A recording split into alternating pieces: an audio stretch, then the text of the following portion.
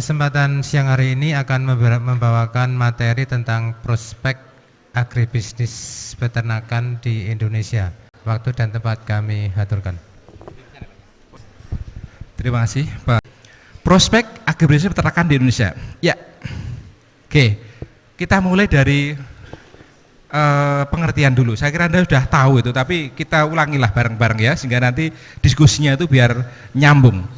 Agribisnis adalah kegiatan usaha yang meliputi salah satu atau keseluruhan dari mata rantai produksi, pengolahan, dan juga pemasaran.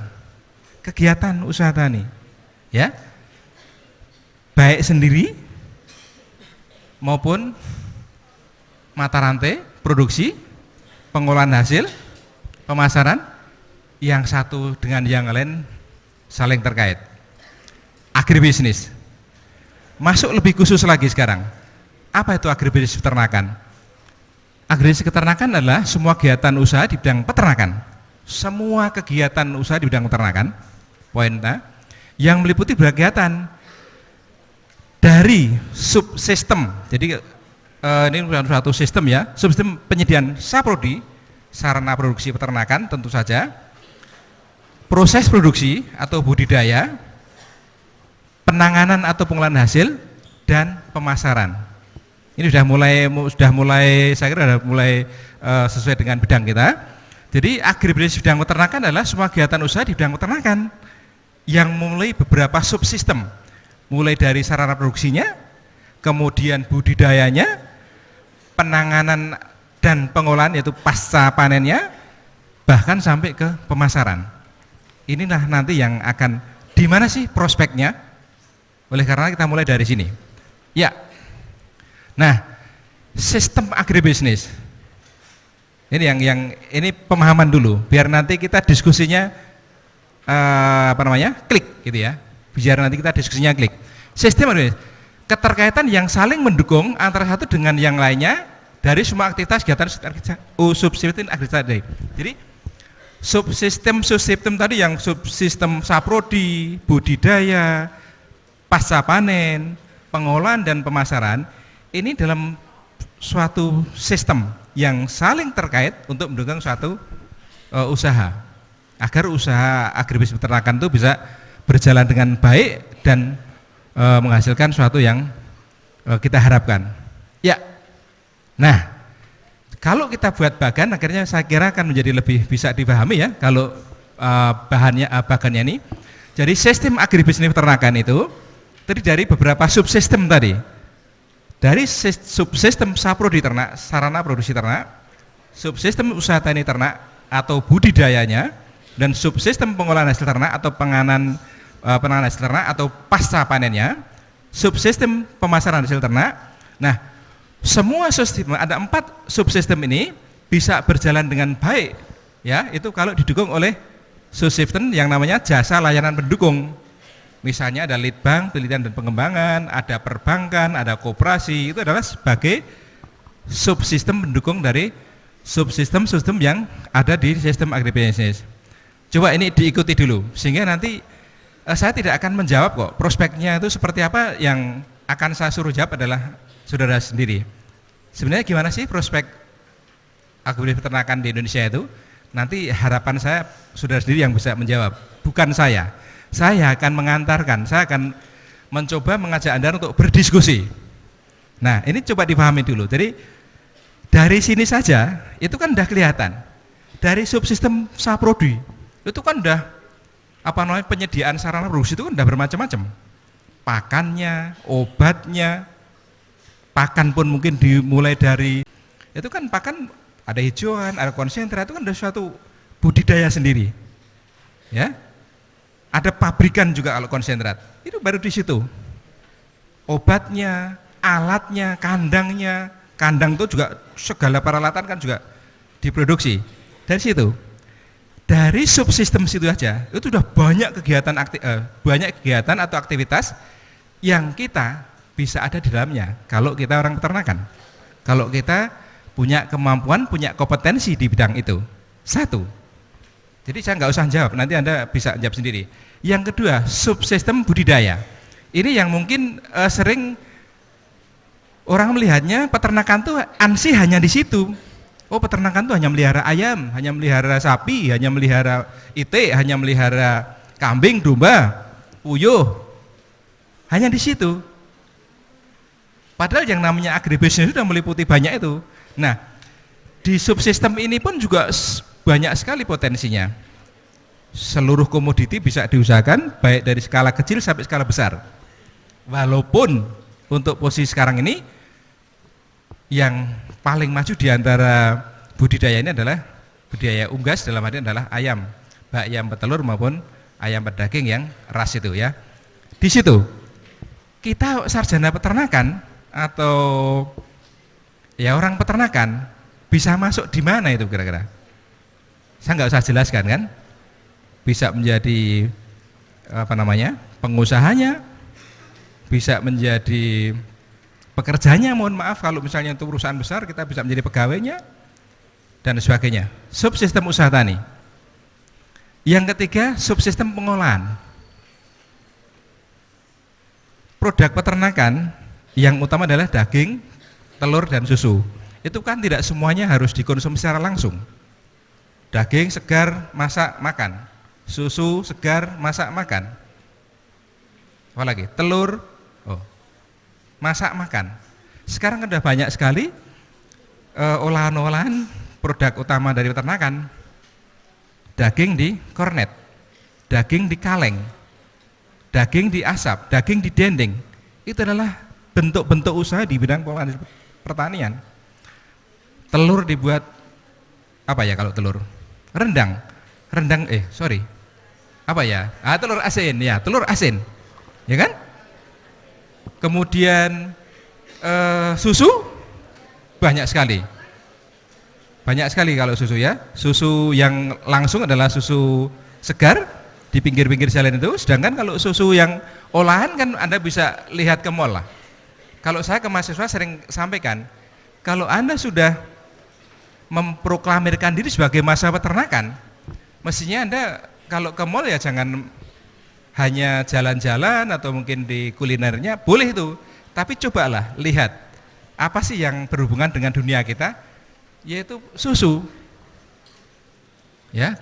Di mall itu kan nanti ada ada rak khusus yang memajang produk-produk susu, mulai dari susu pasteurisasi, susu bubuk, susu kental, dan itu produknya macam-macam.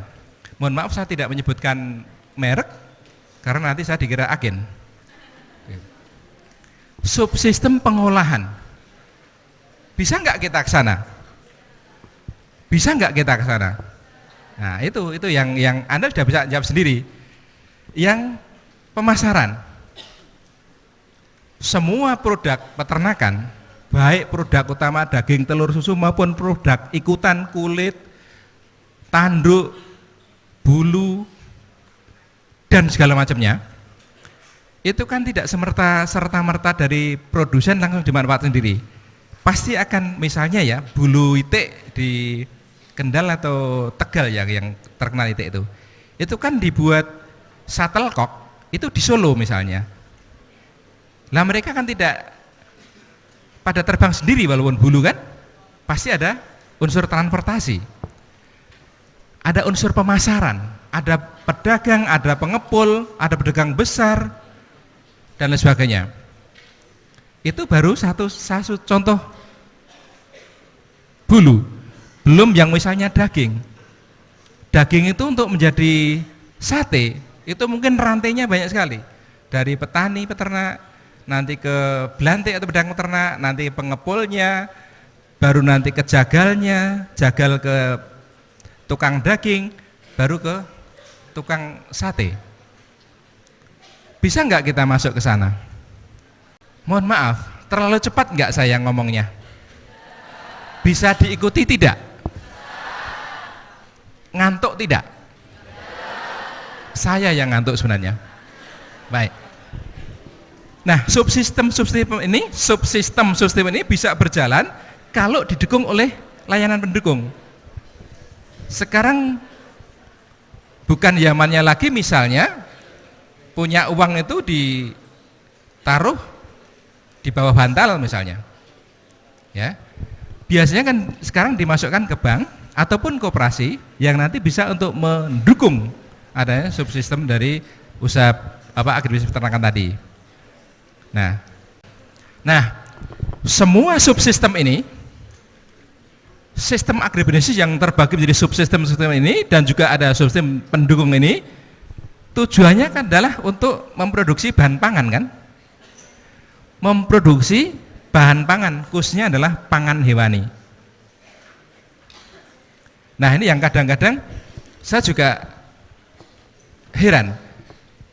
Saya cerita, karena kita itu mulia, ya. Orang pertanian dalam arti luas termasuk peternakan itu kan mulia. Tugasnya adalah memproduksi pangan.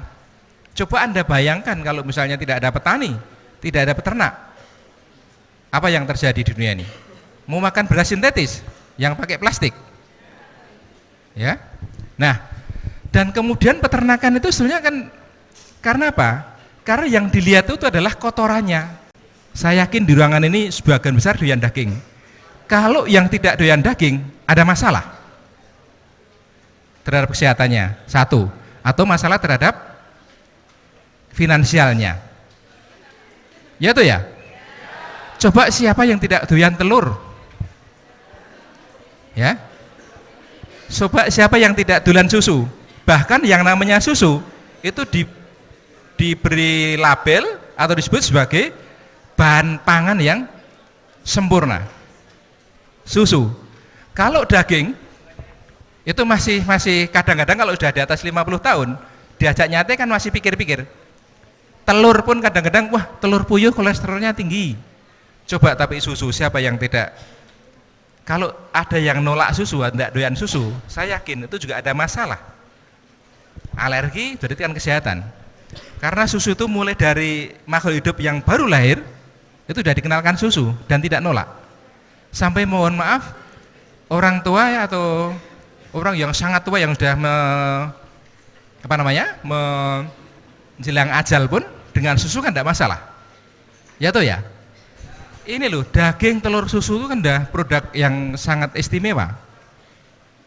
Anda pun misalnya kalau berkunjung atau ada suatu pesta yang lauknya itu hanya tempe sama tahu, pasti nggerutu kan? Ya tuh ya. Next. Nah sekarang prospek agribisnis kayak apa sih sebenarnya? Prospeknya? Saya tidak akan jawab. Tadi udah saya singgung. Budidaya, sarana produksi, pengolahan hasil, pemasaran, bahkan unsur penunjang pun orang peternakan bisa masuk sana. Di prospek sekarang, saya tidak akan sekali lagi ya, mudah-mudahan saya nggak bocorkan rahasia, tidak bocorkan, tapi tidak akan saya jawab sini. Bagaimana sebenarnya prospeknya? Oke, next. Nanti saudara yang akan jawab. Nah, agribisnis peternakan. Agribisnis peternakan itu erat kaitannya dengan permintaan produk peternakan. Ya. Jadi kan agribisnis tadi kan hasilnya adalah bahan pangan hewani, produk peternakan. Nah, produk peternakan ini erat kaitannya dengan permintaan produk, permintaan bahan pangan. Kira-kira permintaan pangan yang utama tadi, daging, telur, susu itu dari tahun ke tahun semakin meningkat, stagnan atau turun? Apa kira-kira argumentasinya kalau meningkat? Kok bisa meningkat? Logikanya apa? Ya daripada lama-lama baca saja itu. Ya. Satu, jumlah penduduk. Indonesia sekarang itu kan jumlah penduduknya nomor 4 di dunia kan? Lebih 250 juta. Anda bayangkan, ya nggak usah dibayangkan ya, banyak soalnya. Jumlah penduduk, padahal yang namanya penduduk yang dihitung adalah penduduk yang hidup. Ini tidak termasuk yang mati, kalau termasuk yang mati lebih banyak lagi tuh. Jumlah penduduk hidup, makhluk hidup, orang, berarti kan butuh makan. Termasuk butuh bahan pangan produk peternakan tadi. Nah, semakin tinggi jumlah penduduk atau semakin tingkat jumlah penduduknya, kebutuhan pangan kan semakin meningkat, termasuk kebutuhan produk peternakan tadi. Iya atau iya? Oke, Anda paham. Yang kedua, pendapatan per kapita atau taraf hidup masyarakat.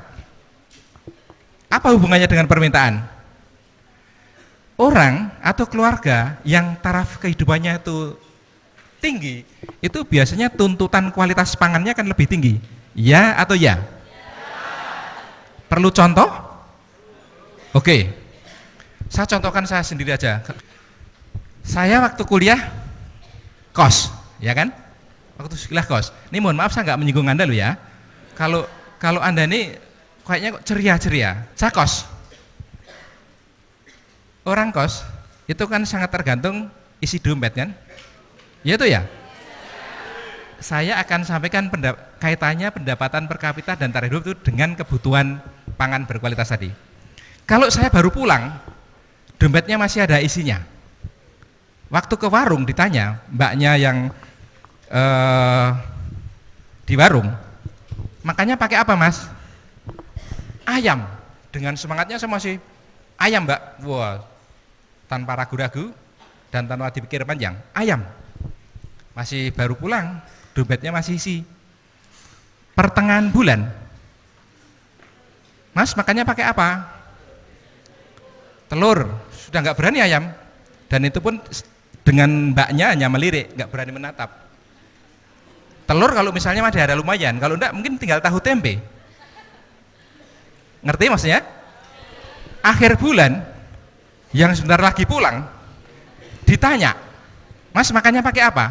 Kira-kira jawabannya apa? Ya pokoknya sayur paling sama kerupuk. Apa hubungannya dengan itu? Jadi kalau dompet tebel ada isinya, kita pasti akan minta bahan pangan yang berkualitas. Yes atau yes? Sama dengan penduduk atau masyarakat Indonesia itu. Kalau masyarakat itu pendapatan per kapita tinggi, tingkat kesejahteraannya tinggi, pasti mereka akan menuntut bahan pangan yang berkualitas. Dalam hal ini adalah pangan produk peternakan, daging, telur maupun susu. Ya atau ya? Oke, berarti bisa dipahami yang kedua ya. Yang ketiga, pendidikan dan teknologi. Pendidikan. Anda kan ini kuliah. Ini kira-kira semester berapa nih? 3 dan 5, ada 3 dan 5 ya? Baik. Anda pasti sudah diajari bagaimana fungsi protein hewani yang fungsinya tidak tergantikan baik oleh protein nabati.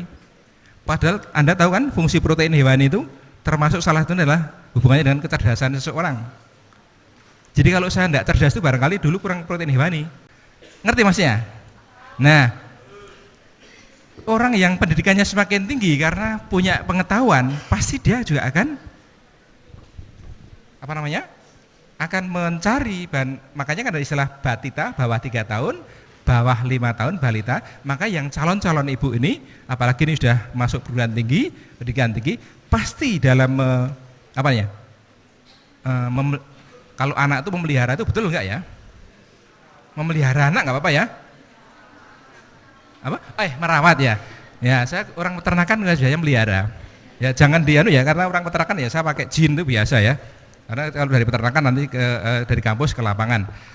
Jadi dalam merawat anak pasti akan beda, mohon maaf, dengan ibu-ibu yang mungkin hanya lulus SD. Ya tuh ya. Karena yang pendidikan tinggi itu pasti punya satu pernah mendapatkan teori itu, yang kedua pola pikirnya kan juga ada lebih cerdas lagi.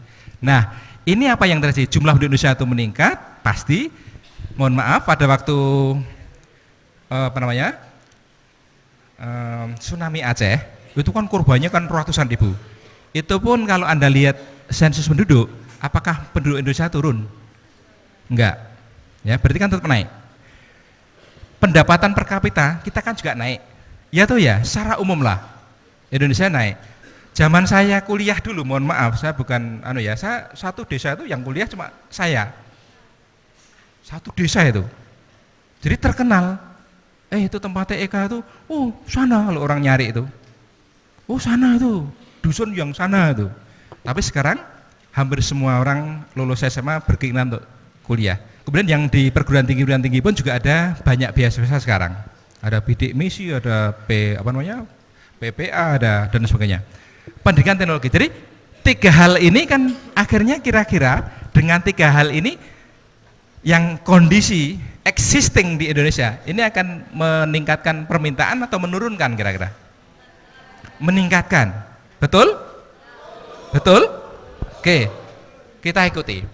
Nah, kalau permintaan produknya itu naik, bawahnya itu permintaan produk peternakan itu naik, Pak Iwan, maka tergantung ketersediaan. Ya tuh ya. Kalau misalnya daging harganya sampai 120.000 terus heboh itu ya, daging sapi itu, ya, itu kira-kira konsumsi secara umum menurun atau meningkat dibanding pada saat normal, misalnya sekarang itu posisi 90-an. Kalau pada waktu menurun ya. Nah, makanya kan itu. Mengapa itu harga tinggi? Itu karena hukum apa? Hukum pasar. Supply itu and demand. Supply itu kerjaan, demand adalah kebutuhan. Bisa diikuti. Ini yang nanti tahapan-tahapan yang akan Anda bisa jawab. Prospeknya itu sebenarnya bagaimana? Prospek agribisnis itu. Termasuk kalau prospek agribisnis gimana itu kan berarti tadi sudah disinggung. Prospeknya gimana nanti sarjana peternakan? Kan begitu. Ya atau ya? Lah kok jawabnya hanya ya terus ya? Ya. Next. Nah. Ya. Saya tadi malam itu cuma bukain tabel-tabel aja untuk mahasiswa sekarang itu kan kritis. Kalau ngomong tanpa ada bukti kan ngomong doang lah, ngomong doang. Ini buktinya. Tadi antara permintaan sama ketersediaan. Nah, imbang tidak? Nah, ini coba lihat. 3 tahun terakhir saja lah, nggak usah 5 tahun. 3 tahun terakhir, sapi potong kita itu hanya berkisar sekitar 14 sampai 16 juta. Padahal tadi kita berapa penduduknya? 250 juta lebih. Kambing hanya sekitar 17 sampai 19 juta, domba 15 17 juta, ayam buras ya lebih dari 275 sampai 294 juta, ayam ras petelur 146 sampai 161 juta, ayam ras berdaging yang memang sudah menyentuh angka miliar ekor. Ya, 1,4 sampai 1,6 miliar. Ya. Ini existing yang ada di negara kita ini. Dengan imbangan tadi penduduk kita yang sekian. Next, ini dari populasinya. Toh populasi kan tidak harus dipotong semua kan? Yang namanya populasi itu mulai kalau sapi ya pedet, ada darah, ada induk, ya kan? Ayam itu juga ada DOC, ada layer, ada ini. Sekarang produknya yang kita konsumsi, ya, daging itu hanya berapa? 2,9 ribu ton, 2.925 ribu ton, atau 2,9 juta, sampai 3,3 juta ton, ini per tahun. Itu yang terdiri dari daging sapi sekian, domba sekian, baca sendiri, masa saya harus baca, ya kan? Kan bisa baca ya? Oke. Daging kambing, ayam buras, ayam ras petelur, dagingnya, itu dagingnya berarti yang sudah diafkir kan? Kemudian juga daging-daging yang lain, itik dan sebagainya nggak usah saya sampaikan. Itu yang utama-utama saja. Daging hanya sekian. Ya, dari populasi tadi. Kan nggak semua bisa dipotong kan? Susunya hanya 800 sampai 912 ribu ton susu. Ya. Telurnya juga 1,7 juta sampai 2,03 juta ton. Ini produknya. Ya. Jadi kalau tadi populasi ternaknya, ini produknya yang tersedianya sekian. Coba perhatikan. Ini saya nggak usah lama-lama, nanti kalau senang saya malah diskusi itu ya. Coba next. Ini data terbaru. Jadi statistik peternakan dan kesehatan hewan tahun 2017. Itu data terbaru ya 2016. Ya. Nah, impor sekarang. Tadi kan yang menyebabkan prospek tadi kan antara ketersediaan sama permintaan. Ya. Nah, sekarang sebenarnya masih ada data yang cukup bagus nih, data kebutuhan mestinya. Tapi udahlah saya tembak saja karena nanti kalau terlalu banyak slide malah Anda bosan, saya pun juga capek. Ya. Jadi ini langsung impor saja. daging sapi itu masih impor cukup besar. Sorry. Ini daging impornya masih 116.761 ton impornya. Anda bayangkan tuh, daging sapi, daging kambing, daging unggas, susu, telur. Silahkan baca sendiri. Impor itu. Berarti kalau kita mengimpor itu berarti kan tujuannya adalah untuk memenuhi kebutuhan dalam negeri kan? Ya atau ya? Berarti ada yang kurang kan di dalam negeri kan? Ya atau ya? Coba Anda kalau Anda sering mengikuti mass media, misalnya televisi, pada saat daging sapi kita menyentuh 120 bahkan ada yang di beberapa tempat 150.000, pemerintah kan kalang kabut dalam tanda kutip kan, bagaimana memenuhi kebutuhan itu, ya? Itu pemerintah mengimpor daging apa untuk bisa menurunkan itu? Daging apa? Kan ngimpor daging kerbau kan dari India, itu untuk menurunkan. Mengapa pemerintah kalang kabut? Mengapa pemerintah khawatir kalau misalnya harganya tinggi? Kalau harganya tinggi, berarti kan kemampuan atau daya belinya kan turun, sehingga konsumsi kan turun. Apa yang dikhawatirkan kalau konsumsi produk hewani dalam hal ini daging turun? Apa yang dikhawatirkan oleh pemerintah kalau konsumsi masyarakatnya terhadap protein hewani khususnya daging itu turun? Apa yang dikhawatirkan? Mengapa pemerintah begitu khawatir kalau harga daging itu tinggi? Ya, saya kasih bocoran dulu. Ya, kalau harganya tinggi, daya beli masyarakatnya kan turun, ya kan? Sehingga konsumsi daging itu kan turun. Apa sebenarnya yang dikhawatirkan kalau konsumsi daging itu turun? Kebutuhan gizi. Kalau kebutuhan gizinya kurang, apa yang dikhawatirkan lebih lanjut?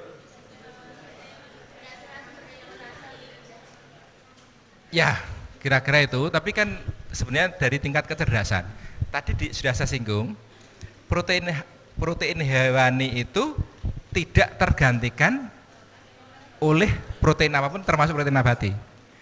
Kaitannya dengan kecerdasan.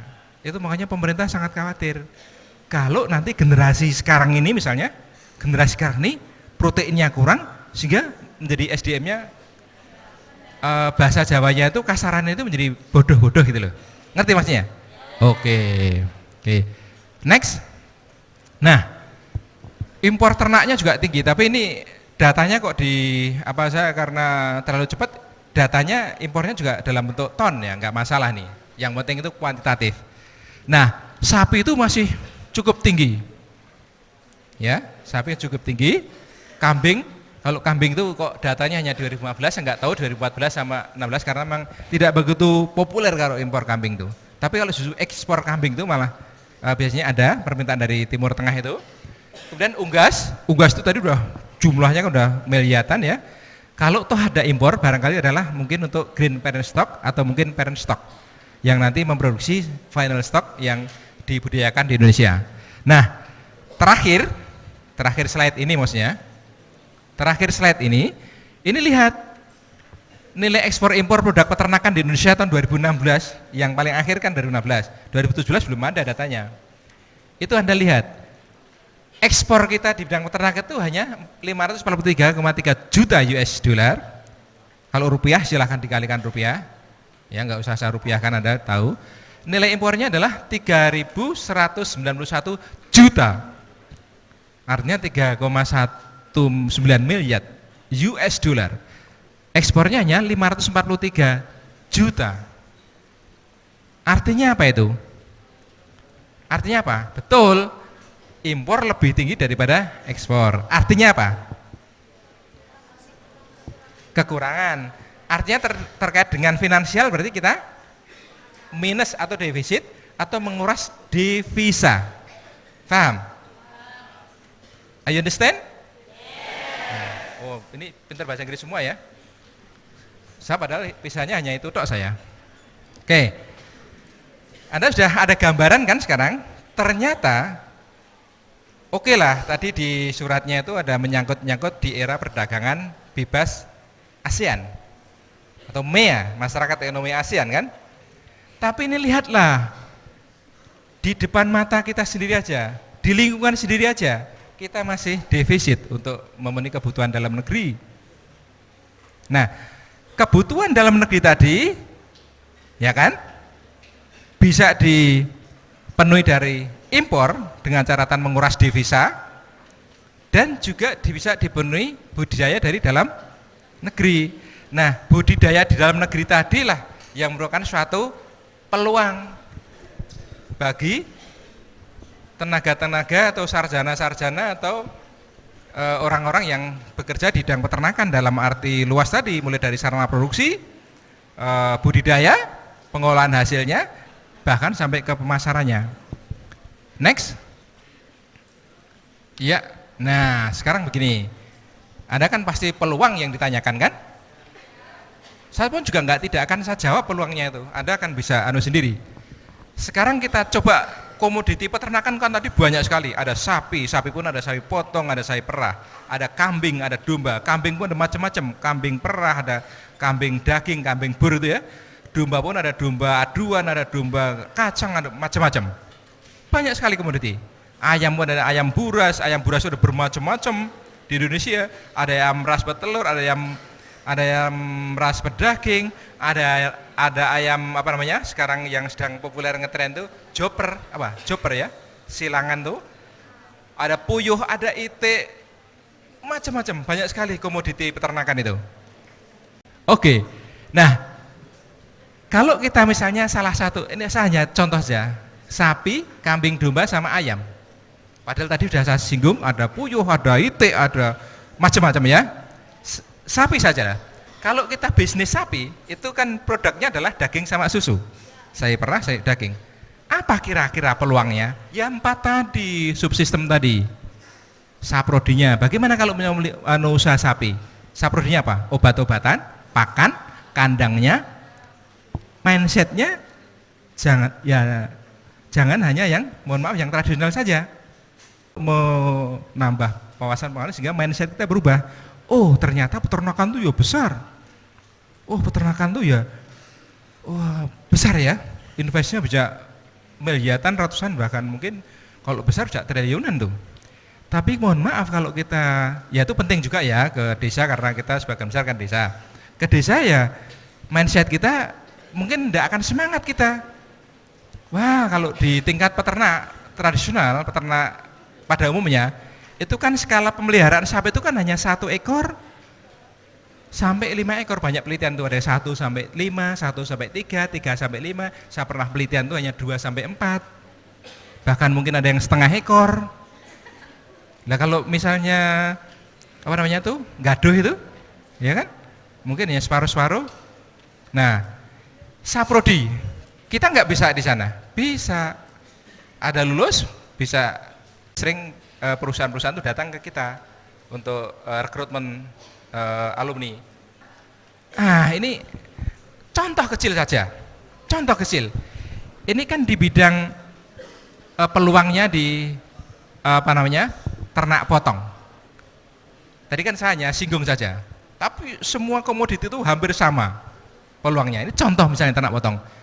Di bidang susunya, sektor industrinya, pasteurisasi, dari ngolahnya. Ini di subsistem pengolahan atau pasca panen untuk sapi, ya, baik potong maupun perah. Jadi hanya bagian kecil dari subsistem tadi, dan hanya salah satu komoditi saja. Ini sudah Anda lihat itu. Dari susunya produknya aja bisa pasteurisasi, bisa bubuk, bisa krim, bisa kental. Kental pun ada yang manis, ada yang tidak manis kan, ada yang rasa coklat, ada yang stroberi. Kemudian dagingnya ada daging kaleng, ada dendeng dan sebagainya, kulitnya, tanduknya, tulangnya, darahnya, jeroannya, produk itu dari satu komoditi untuk satu subsistem. Anda bayangkan. Ini satu contoh aja, ya, satu contoh. Nggak usah saya baca satu-satu, nanti Anda malah bosan. Anda bisa lihat itu. Oke, saya janji saya tidak usah lama-lama saya. Next. Nah, kambing domba. Ini juga sama, saprodinya, budidayanya, pengolahan hasil, pemasarannya. Ya, kambing domba itu kan juga produknya kan daging sama susu kambing. Sekarang tuh susu kambing bisa sampai 25.000 liter. Harganya berapa? 25.000 kan, 1 liter 25. Susu sapi itu paling hanya 5.000. Nah ini prospek peluang tuh. Itu dari budidayanya. Belum nanti dari pengolahnya mau dibuat apa. Kalau di Solo itu pengusaha kambingnya, kambing perah itu membuat kafe tapi susu kambing. Ambillah kesempatan atau peluang itu memelihara kambing perah. Kemudian mendirikan kafe. Oke. Dan kemudian seperti peluang usaha di kambing domba ini kan sekarang itu kan semakin potensi nih untuk akikoh. Belum yang untuk konsumsi langsung tadi. Next. Ya, unggas. Unggas itu kan produk yang tidak masalah. Enggak ada kan yang haram kecuali darahnya kan? Ya.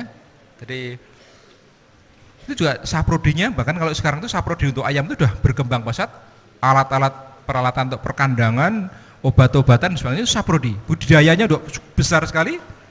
Jadi yang pengusaha yang datang ke kami merekrut itu, beliau punya rencana sampai ratusan ribu ekor sebenarnya kalau mendapatkan lahan, tapi tampaknya mencari lahan susah.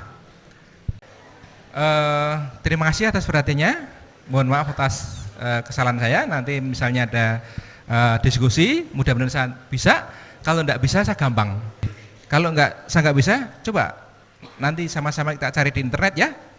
Thank you very much for your attention. Mohon maaf atas kekurangannya.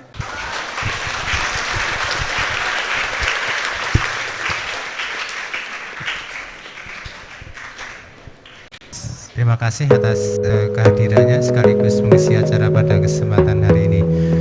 Untuk itu acara kita tutup.